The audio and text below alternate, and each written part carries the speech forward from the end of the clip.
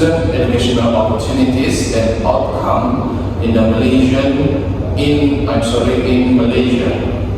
terms of household income, parental education, social class, and how this factor intersect with educational achievement.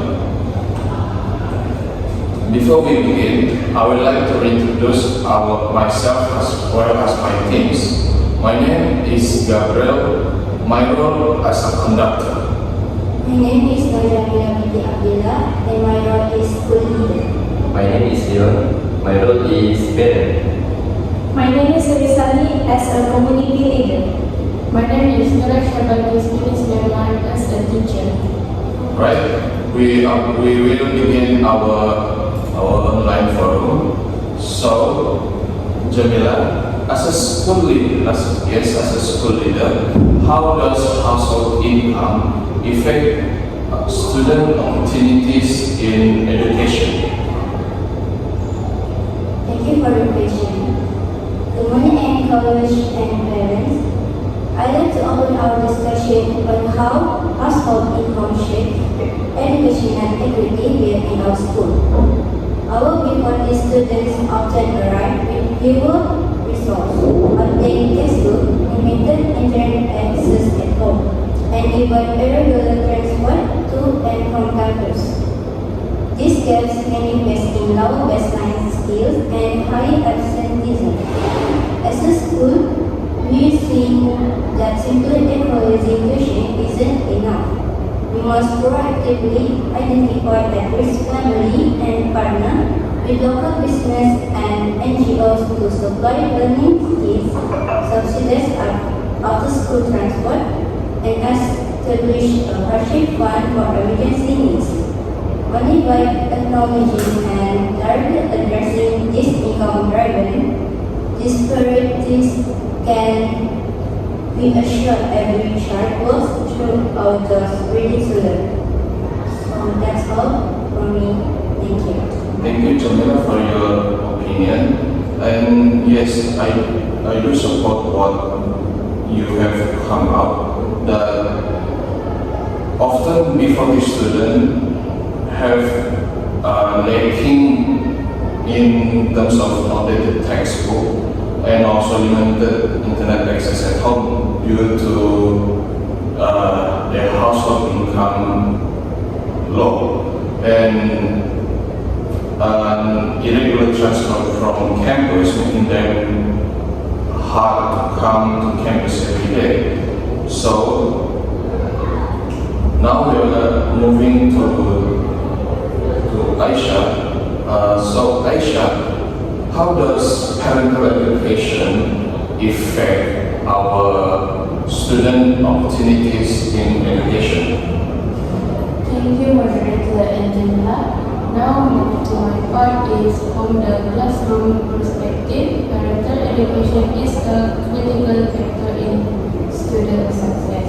When parents possess tertiary qualification, they tend to help with homework, discuss abstract concepts, and do care effectively in parent-teacher meetings.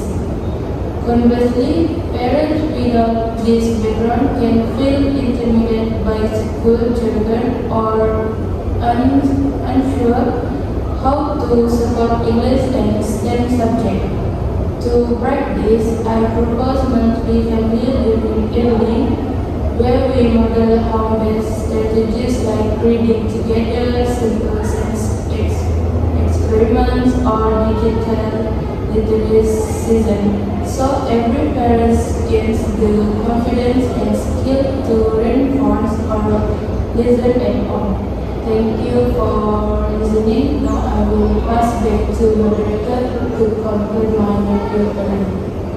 Thank you, Aisha, for your opinion. Your proposal about family learning evening where you model home-based strategy, like bringing together simple science experiment as well as digital literacy session, does give the confidence and skill for parents to reinforce our lesson at home. and this greatly influence our students to be more in education, so that they are gain more knowledge. So now we are moving to parents. So Leo, how does social class and social capital influence our student in terms of educational opportunities? Thank you, moderator. Good morning to all. As a parent from a T20 background, I have been benefit from strong social network. I know alumni on scholarship committees, and I can get into professional contract for internship placement. But I am totally aware that many of my neighbors lack such network, which limit their children exposure beyond learning. I propose we form a community mentoring circle parent, T20 parent, and alumni with family in the B40 bracket. So thus our students gain access to library spaces, table talk, and peer tutoring group. By sharing our social capital, we can democratic opportunity that are for me. Thank you, moderator. Thank you, Leo, for your opinion as a parent. I do agree with your proposal to form a community mentoring circle by pairing T20 parents and alumni family from B40. We can help students to gain the same equal opportunities in education, thus remove the unbalance between the high income as well as from the low income, producing more skillful human resources. So now we are going to pass it to community leader. So Elisani, how does critical intersection of this socio-economic status factor in your perspective as a community leader? Thank you, moderator. Salam sejahtera, everyone. When we overlay income, parental education, and social networks, the barriers notably, especially for our orang asli and rural families.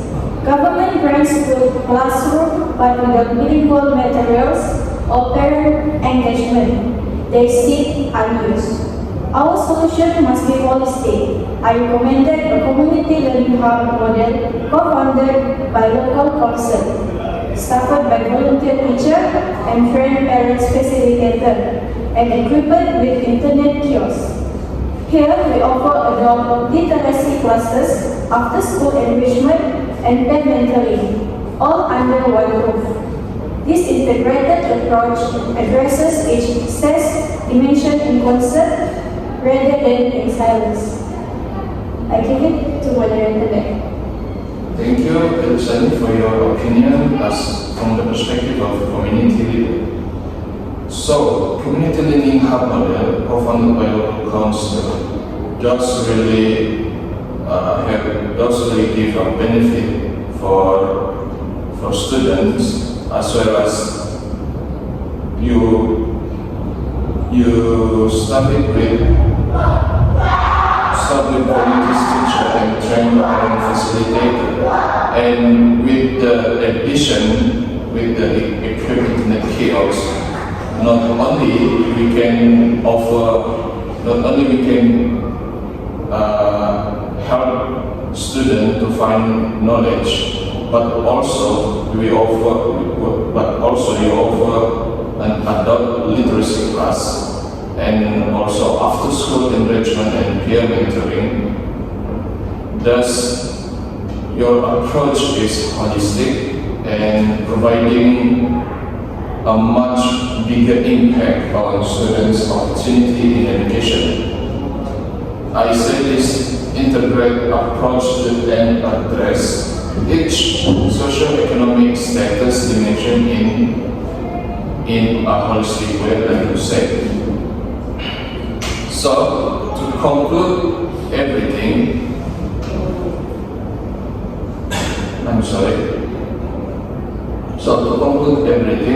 socioeconomic status in Malaysia contain household income, parental education, and social capital to operate a multi-layered factor of student opportunity and achievement. Low-income families face resources gap that erodes school quality and extracurricular support. Parents with limited formal education struggling to foster and enhance learning environment, as well as students who lacking bridging social capital remains confined to under-resourced network. When all these factors intersect, as seen in STEM unbalanced performance and add insult into injury, the marginalization of certain communities, piecemeal policies fall short. A truly balanced system demands an integrated strategies. For example, targeted financial aids combined with parental literacy program, community-driven tutoring hubs to build social capital, and inclusive curricular innovation tailored to Malaysian diverse populace. By only this, addressing this seriously in each dimension of socio-economic status in holistic, will able Malaysia to ensure that every child, regardless of the background, realize their full educational potential. So that's all from us. We would like to thank you for listening to our online forum, our discussion. That's all from us.